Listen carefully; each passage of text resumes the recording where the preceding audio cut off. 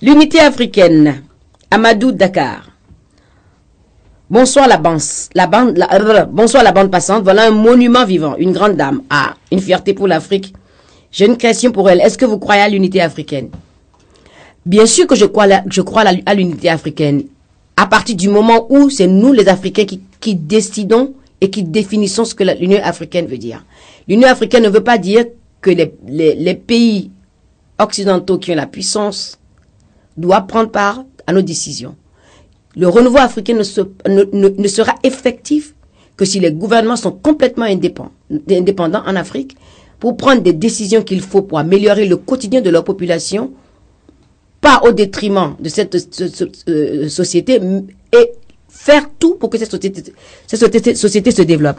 L'unité africaine, l'Union africaine au jour d'aujourd'hui, quand on sait que le bâtiment de l'Union africaine Addis Abeba a été construit par les Chinois, et que la force d'intervention africaine sur le terrain est payée par l'Union européenne, nous n'avons pas de souveraineté.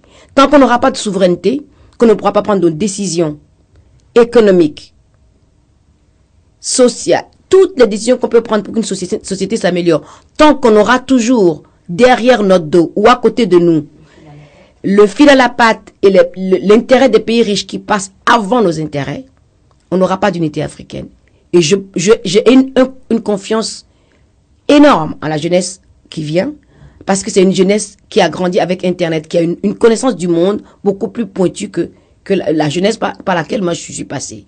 Et que cette jeunesse est dans une logique de changer les choses profondément.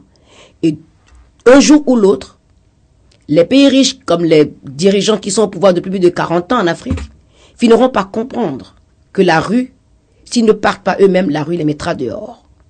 Et que les pays riches ont intérêt à ce que la pauvreté en Afrique disparaisse ou se réduise, sinon leur propre économie sera impactée par ça.